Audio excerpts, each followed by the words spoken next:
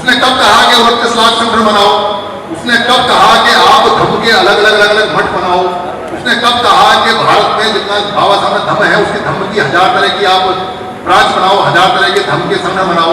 उसने कब कहा कि दिल्ली जैसे शहर में लेखकों के 3-3, 4-4 संगठन होंगे? उसने कब कहा कि हमारे सामाजिक संगठन लाखों में होंगे? उसने कब कहा कि हमारी बाम सेब के हर साल 2 टुकड़े होंगे, हर साल 2 टुकड़े होंगे, हर साल 2 टुकड़े होंगे? अरे जो बाम सेब के लोग आज साथ बैठते हैं वो टुकड़े हो जाते हैं, तो उनके जो नेता हैं वो कभी नहीं कहते कि भाई हम आपस में लड़ेंगे, तो तुम मत लड़ना आपस में। वो हमारे लोगों को लड़ा देते हैं, भोले भले लोगों को। अब हमारे लोग दुश्मन से लड़ने की बजाय आपस में लड़ते हैं, और नेता एक दूसरे के लिए रिकॉग्नाइज करते हैं। नेता कहते हैं तू भी खुश, मैं भी खुश, तेरा भी पठानी चलेगी, मेरी पठानी चलेगी, तू भी चंदा काट, मैं भी चंदा काट। अब हम एक शहर में एक विचारधारा की 3-3 रैली करेंगे, हम 3-3 हेलीकॉप्टर में घूमेंगे, हम 3-3 बस में घूमेंगे, हम 3-3 कार में घूमेंगे, हम 3-3 जगह अलग अलग पर्ची काटेंगे, हमारे 3-3 अधिवेशन चलेंगे। और भैया अब हम आपस में लड़ेंगे।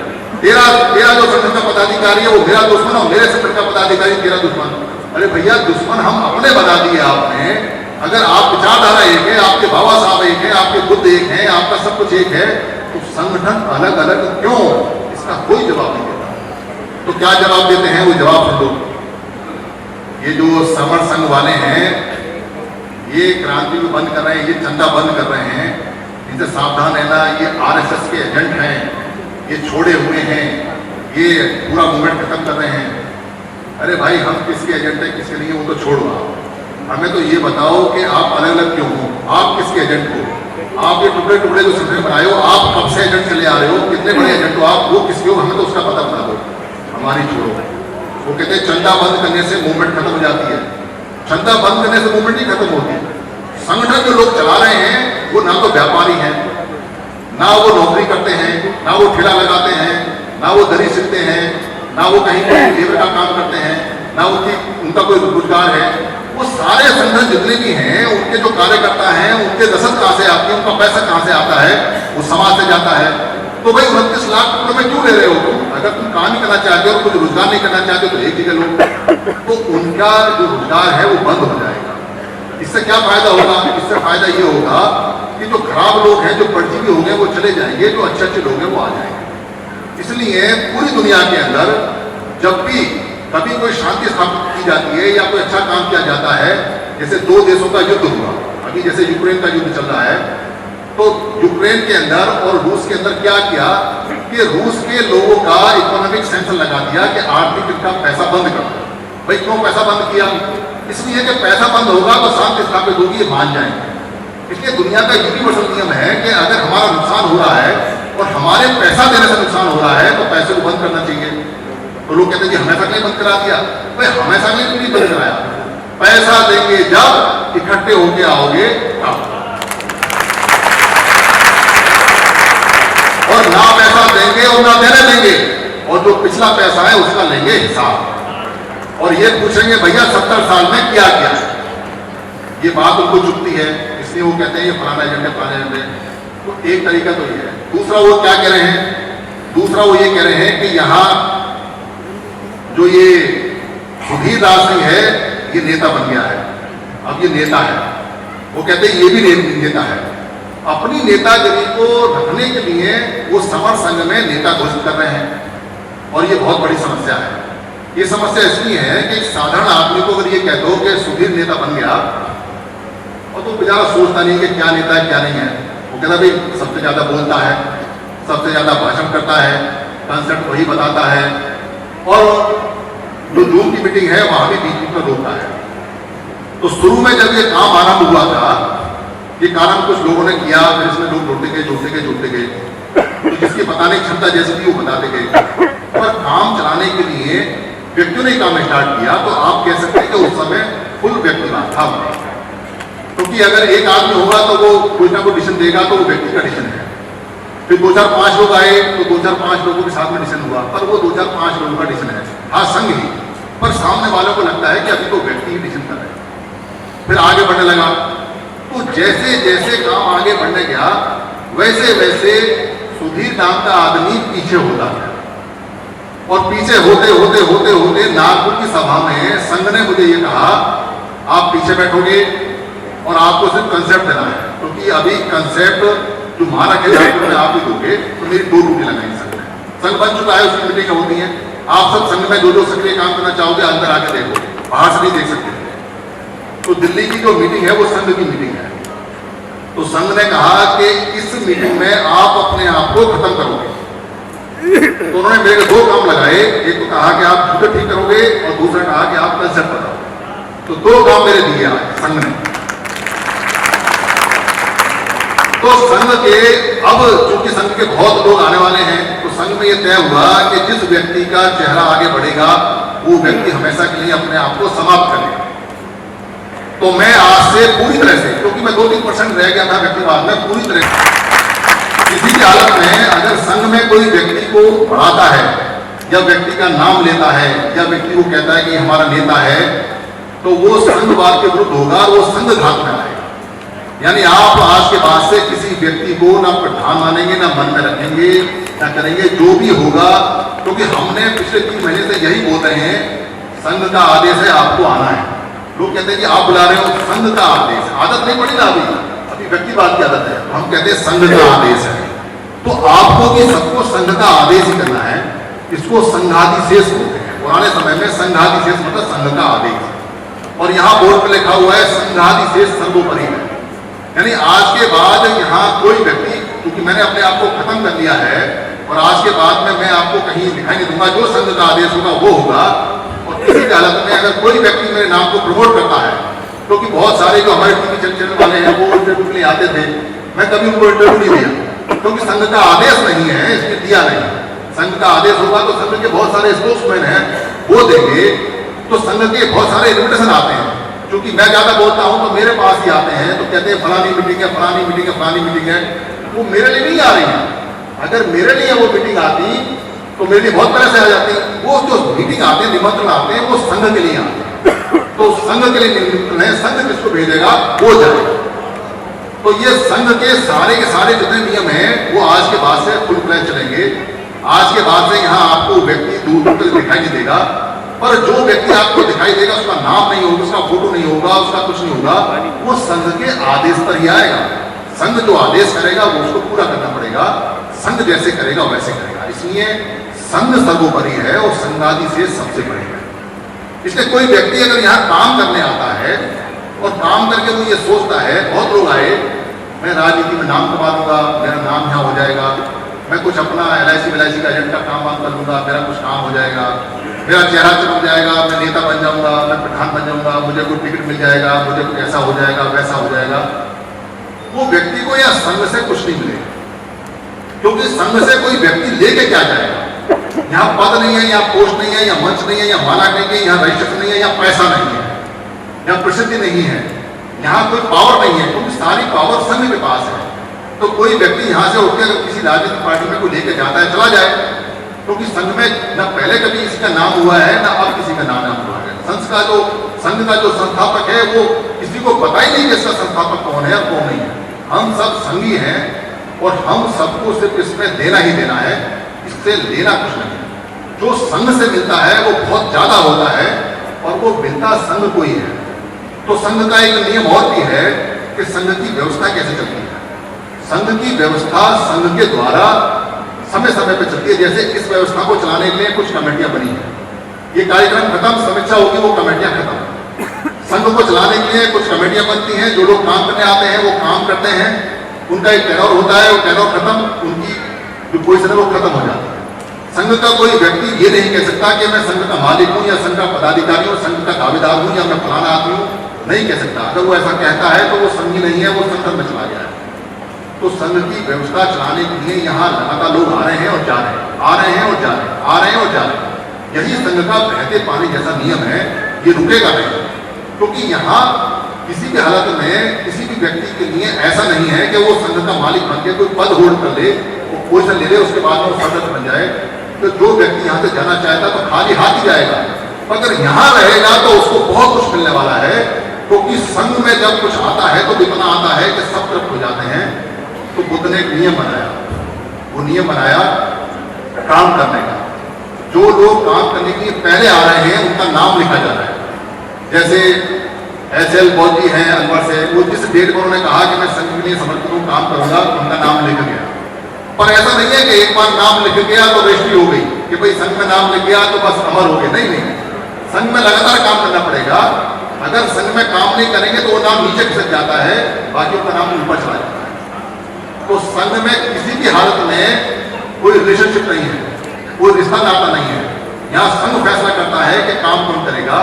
तो यहाँ पहचान काम की है। आप कहो कि मैं 10 लाख रुपए डोनेट कर सकता हूँ, बहल साहब में बैठे हुए बहल साहब ने कहा कि हम NRI सारे इकट्ठे हैं, हम बहुत पैसा इकट्ठा करके दे देंगे, हम तो पैसा दे सकते हैं, आना जाना हमारा कम है। नहीं, आप 310 रुपया दो और खुद आओ यहाँ, और जितने भी हमारे NRI है वो 310 रुपए दें। संघ को पैसे की आवश्यकता नहीं है, संघ को संघियों की आवश्यकता है। पैसा तो इसके पैर की धूल है। इसलिए ये जो इतनी बड़ी सभा है जो संघ की लगी है, ये तो शुरुआत है। अभी आप देखोगे कि इतने बड़े बड़े संघ लगेंगे, इतने बड़े बड़े संघ लगेंगे, क्योंकि अभी तो आपको स्वाद चखा है संघ का। यहाँ जो लोग आए 11 बजे तक तो इतने खुश थे, इतने खुश थे। मैंने आगे कहा कि भैया तुम अपनी बातचीत बंद करो, बैठ जाओ, वरना तो वो तो नाम ही ले रहे थे, कोई गले मिल रहा है, कोई टॉपिक गा रहा है, कोई कुछ। यही संघ की पावर है कि हम 400-500 साल बाद एक साथ मिले। और ये पावर, ये ताकत हमको लगातार बढ़ाते रहना है। किसी व्यक्ति में बीच में ये आ सकता है, मेरा नाम नहीं हो रहा, मेरा पद नहीं हो रहा, मैं बोलने नहीं चाहता, मुझे बोलने नहीं दिया गया, मुझे माइक नहीं मिला।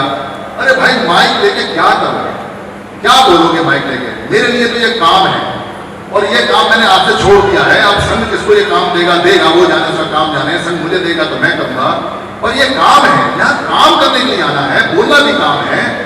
2 मिनट में बोल के कौन सी, आप हमारे कर्मवीर जी कहते हैं लंका तोड़ दोगे, कौन सी लंका तोड़ोगे, कौन सी लंका तोड़? आप यहाँ चेहरा चलता के कौन से? हमारे पास ऐसे नेता हैं जो एक आवाज पर 5-5 लाख आदमी इकट्ठा कर सकते हैं, पर अधिकार तो चले गए। हमारे पास ऐसे बड़े बड़े अफसर हैं जो पूरे व्हाट्सएप पे छाए रहते हैं, पर अधिकार तो चले गए। हमारे पास ऐसे भिक्खू हैं जिन्होंने मठ बनाए हुए हैं, जिनके बड़े नाम हैं, पर धम्म तो चला गया। हमारे पास ऐसे युवा हैं जो आजकल खूब क्रांति कर रहे हैं, पर अधिकार तो नहीं रुक रहे। हमारे पास ऐसे बड़े बड़े विद्वान हैं जिन्होंने डिग्री ले रखी है, जो बाबा साहब से कंपटीशन करते हैं, मेरी ये डिग्री पर अधिकार तो चले गए।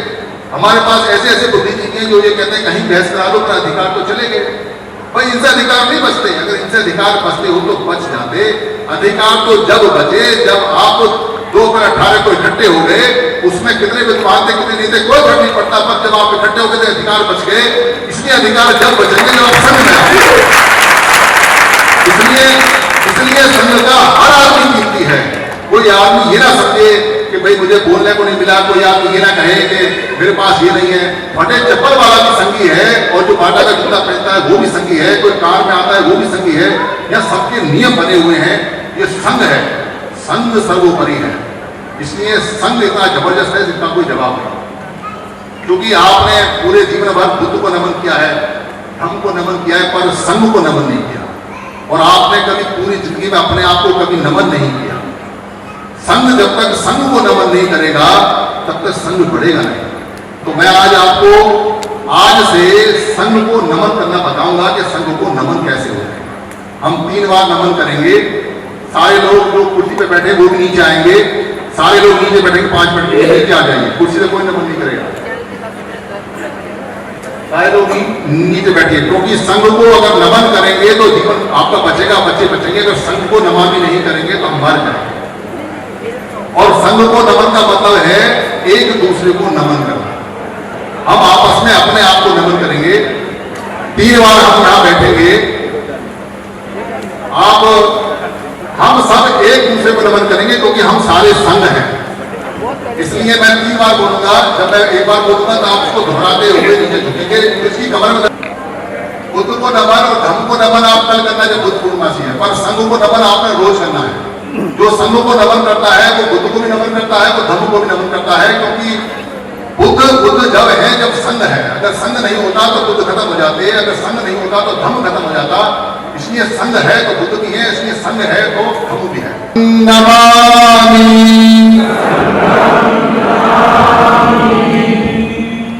संघं नमामि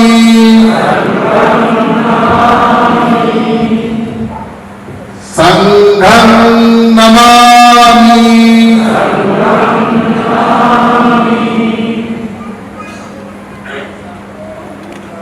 साहब, आज आप सबने अपने संघ को 400-500 साल बाद नमामि किया है।